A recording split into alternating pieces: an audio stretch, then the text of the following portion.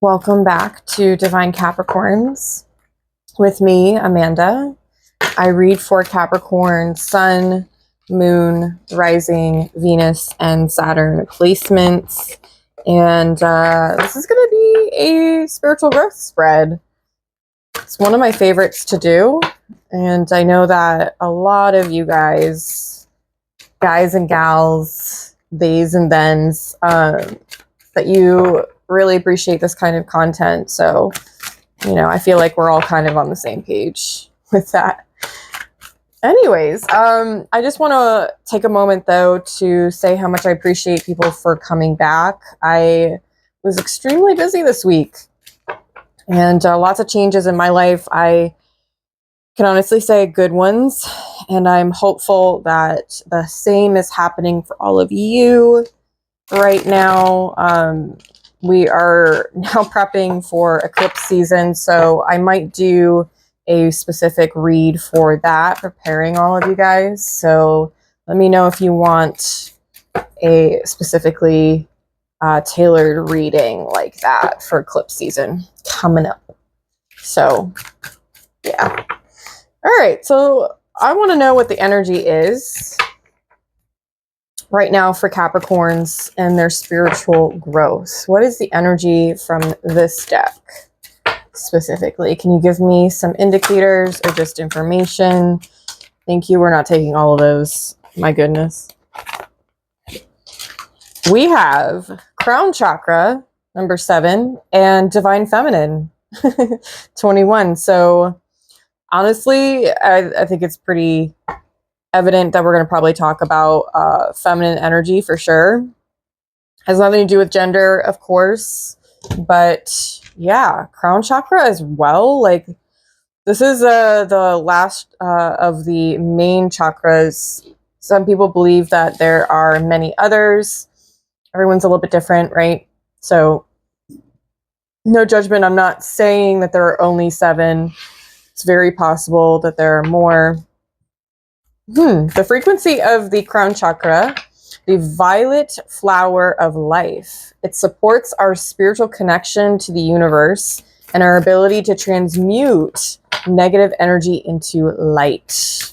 I definitely love to hear that. The frequency of divine feminine supports our receptive, nurturing, and soft side, allowing it to express itself openly and helping us to connect to our intrinsic understanding of our connection to all of creation. I don't know if you've noticed, if you see the cards, let's see if I can bring them up a little closer. There's purple up top, basically the same color as on the crown chakra cards. That's interesting to me. So someone out there maybe is very much drawn to the color purple. Could be very significant for someone or multiple someones. Before I read from the guidebook, I want to get right into the Moonology deck, because I don't want this read to be too long, which it might. All right. What's going on? Can you give me more information with the Moonology deck, please? Can you give me more information? Have faith in your dreams. Waxing crescent moon. Can I get one more card? More purple in this card.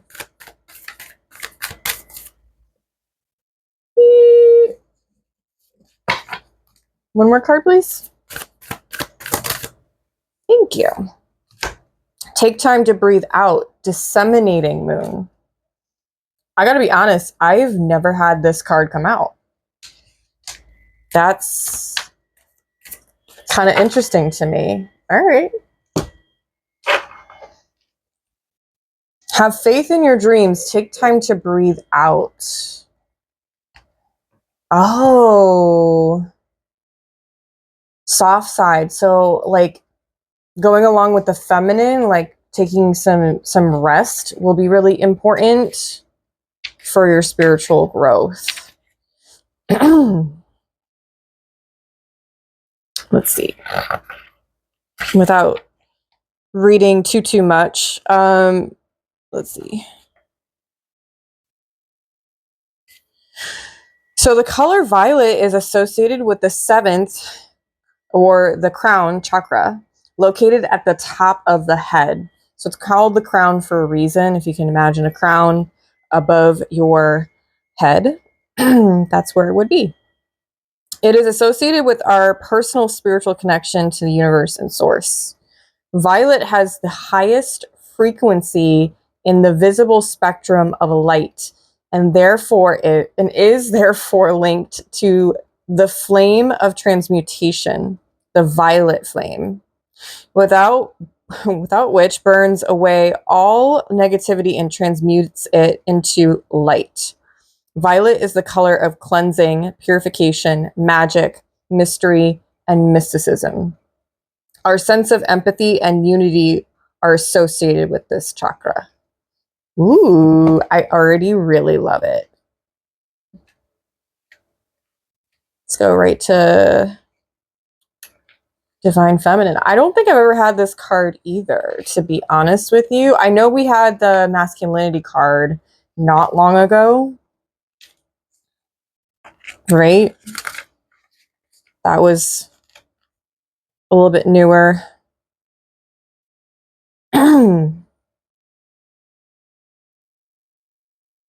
Like that part we know. Trying to find a good spot. The Divine Feminine is fluid and receptive. It surrenders and opens and is able to easily give way and pull towards galaxies of emptiness and higher consciousness when facilitated by true divine masculinity. This femininity is intrinsically connected to the higher realms and Mother Earth, giving birth to life, ideas, expressions, and dreams. Ooh, have faith in your dreams. Oh man, this is going to be a good read. The color pink is associated with the universal love for oneself and others, with sweetness and with tenderness and care. All attributes that are associated with feminine qualities, for sure. Brighter pink brings in an aspect of aliveness, excitement, high energy, and power. There are various elements in the flower of life visible as a reference to the three-dimensional reality we are creating here on Earth. The light blue refers to our ability to express ourselves with honesty, tenderness, and kindness. The 4 stars in the corners refer to our form-based reality. The water in the background is representative of the emotional plane, the realm mostly associated with the feminine, right? Because women are ruled by our emotions, and then men are ruled by their egos. Again, not necessarily a gender thing. We all have emotions and egos.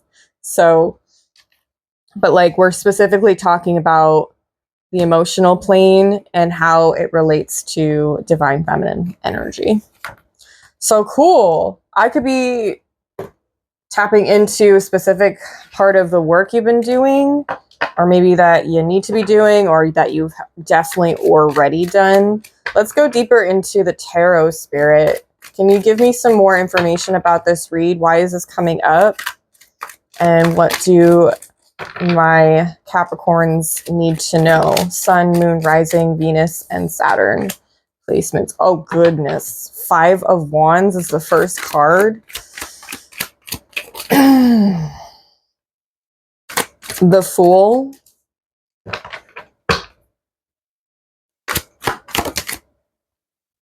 Five of Pentacles. Okay, so 5 is definitely very significant. I feel like there's some sort of struggle you're having to getting like off of your, or on your feet, or maybe like off to a start of something.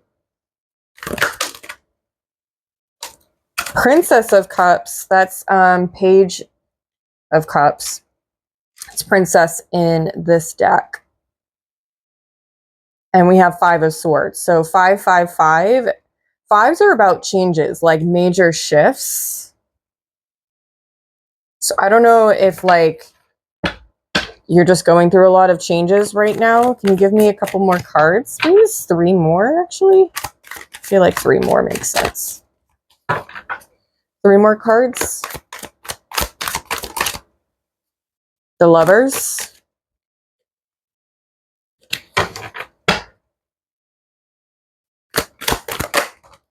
Six of Wands. Whew. Okay, progression. I like it. 1 more card, please.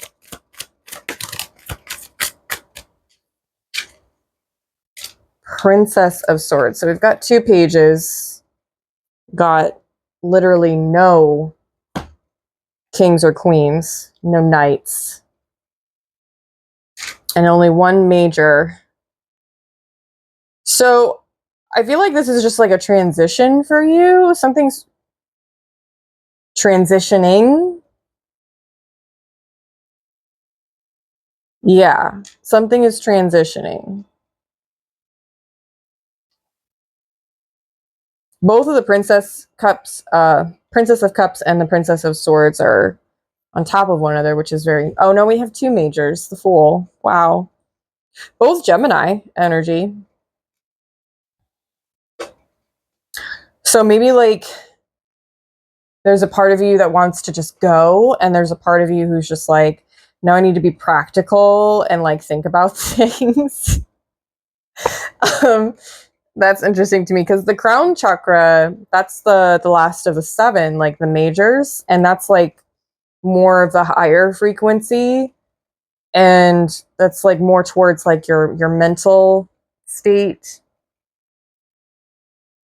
right? So maybe like you have this conflict or like this struggle between your practical side and your like whimsical side, like your free thinking and fearless side. I should say that. That's makes more sense. I think during this time you need to have a bit more faith in what you have for goals, like have more faith within your abilities to achieve. And maybe during this time, you know, like it says, take a time to breathe out. Maybe that, you know, you need to give yourself a bit more of a rest. Like you can't always be doing and achieving things. It's, how can I put it? It's not balanced. You need to rest and, you know, be a little slower sometimes. Not slower in the way that like, you know, you're mentally slow. I mean, like, you just slow down. Like you take your time.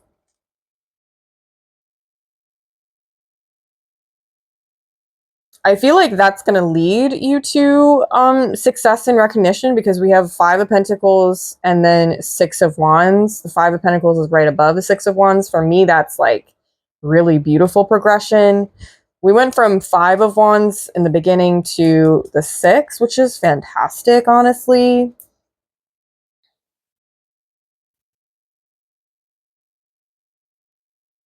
Yeah, so like, oh, so Princess of Cups, like Cups is the emotional, right, state, whereas Princess of Swords, that's the mental state. So that's where I'm feeling like there's a bit of conflict between the two.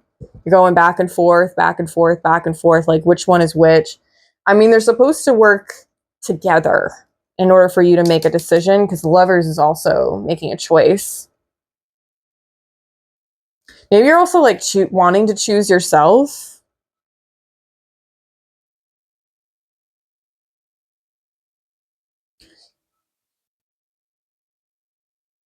Yeah, there's a sense like you're, I want to say bending. And I mean, the sword that she has in this card is like, she's bending it literally with her hand and her mind. And then the cup in the Princess of Cups is like, you know, it's floating. She's got the hand above it and then underneath it. It's like the sense of finding the balance between the two. I think I might have to clarify these cards. Yeah. Wow. I'm really digging this. This is really good energy. I know we've got I mean, the Five of Wands isn't exactly the nicest card. Same with the Five of Swords. It's almost like you're coming to a head. Like you're so close. You're coming to a head. Like the maybe like a peak of something, the peak of the energy.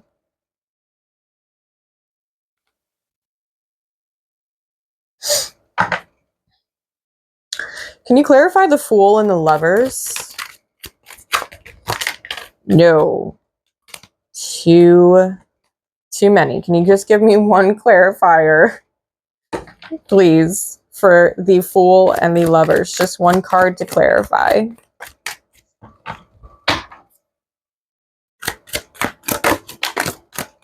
You see that flip? It's the Emperor. Oh, hello. How you doing? Just kidding.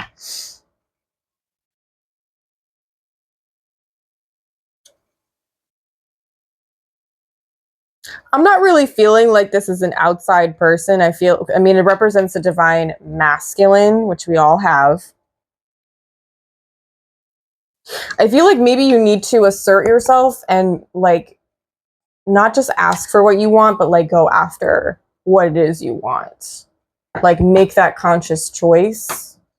It could be in regards to love. I mean, we have the Lovers and the Emperor.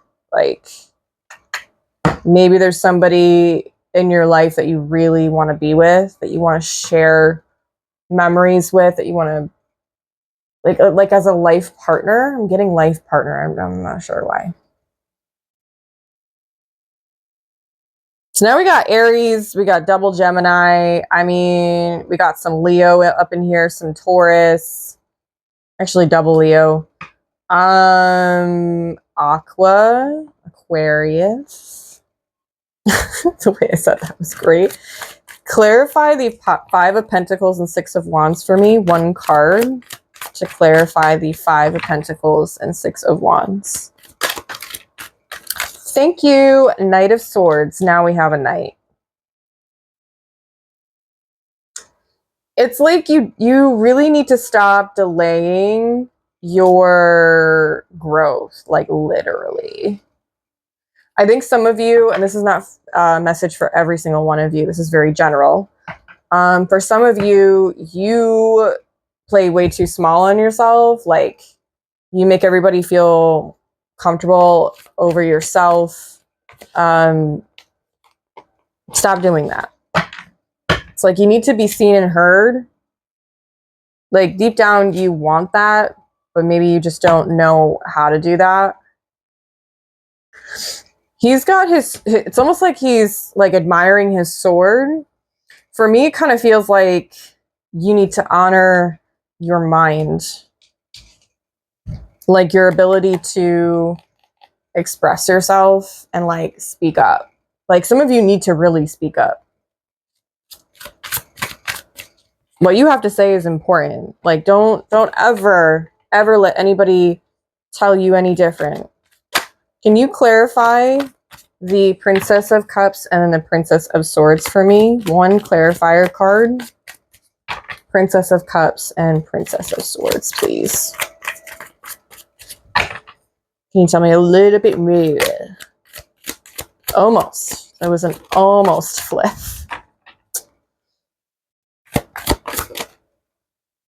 Ace of Pentacles. Yeah, there's something waiting for you. You hold the power. Oh my goodness. I just heard that. That was like loud and clear. You hold the power for change. Nobody else does. Nobody's going to change your circumstances. Maybe the conflict is not just like within you, but maybe like it's also around you through other people.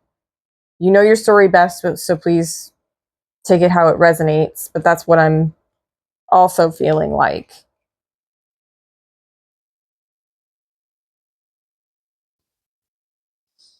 Huh.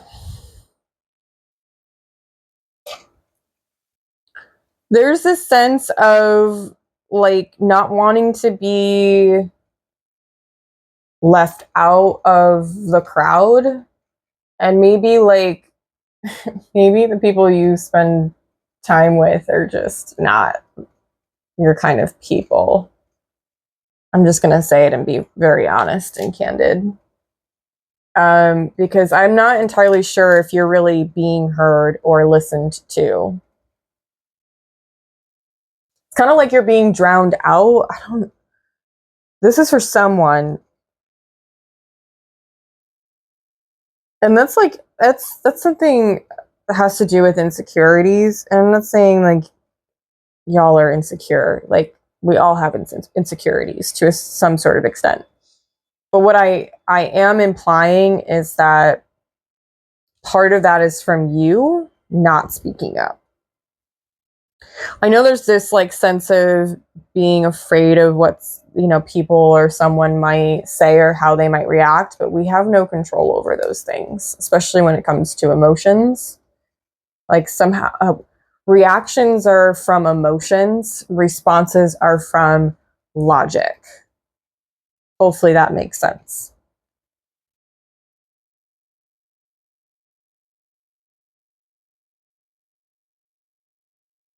So now we have Gemini and Taurus. So we got double Gemini, double Taurus. I mean, Aries and Scorpio. I don't know if I had mentioned. I definitely said Aries, but Emperor is also Scorpio. Yeah, I feel like you're just like, you're done.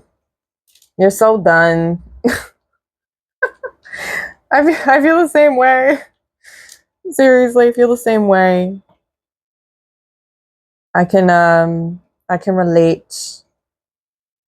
All right, I want to know the advice. What is the advice for my Capricorns? Can you give me advice for this reading? What is the advice? Swords. Can I get another card, please? I always love to see this card. For reals. Wow, you see that? You see that? I'm not going to take it in reverse because it doesn't make any sense. Two of Wands. I think the advice here is to use your analytical skills to formulate a plan of how to get out of whatever circumstances that you are dealing with currently. King of Swords is the January card, so it is Capricorn and Aquarius. Some of you could be born in January. It don't have to be. But there's no such thing as the cusp thing. You are not a cusper. I'm really tired of hearing people say that. Like, you're not an astrologer. No astrologer says cusp unless it's talking about a degree in which someone is placed, like a placement in a chart. It's an astrology term. It's not a zodiac thing. So, sorry, I just had to go on that rant for like 2.5 seconds. You could just be born in January. You're a January Capricorn. Or you could have Aquarius somewhere in your chart. You could have Aquarius in your Mercury. Like, you could be an Aquarius rising, like a placement that's major for you. But you ain't no cusper. You're either Capricorn or you're Aquarius. Or you're Sag. I mean, or you're damn Pisces. I don't know. Yeah, like you're really good and very strategic about how you reach goals from strategy. So I feel like if you find out what the goal is for you or goals, then you can start to kind of figure out the smaller steps in order to find that goal. So whoever I'm talking to or talking about in this reading, I feel like that's definitely a strength of yours. But also please remind yourself that We do have the crown chakra and the divine feminine energy up in here, these cards. I feel like there's a sense of needing to have a balance with the higher frequencies and the ability to kind of slow down. So like take time in your schedule, like purposely schedule time for you to just relax and or just be really aware of when you need to slow down or when you need to take a little bit of time to rest. It could just be like a 20-minute break. It doesn't have to be taking a whole day off, you know, unless you really, really need that. Then please honor it. In regards to the crown chakra, I feel like doing grounding techniques would be really helpful for you. Everyone's a little bit different. If you Google grounding techniques, then you'll find some. If I can remember, I will post some in the community tab. Ooh, excuse me. Bless me. If not, you can always go on to my Instagram, which is linked in the description box below. I post about a lot of grounding practices on there, especially as of recently. So yeah, if you would like a personal reading from me, you can actually now get this spread for yourself. I'm going to be adding that in today. Yeah, you can book me for this and or a hidden enemies read, a 3-card general, whatever your needs are. Okay. So on that note, I'm going to leave it here and I wish you all the best on your spiritual journeys. And yeah, know that you are divine, sacred, and heavenly.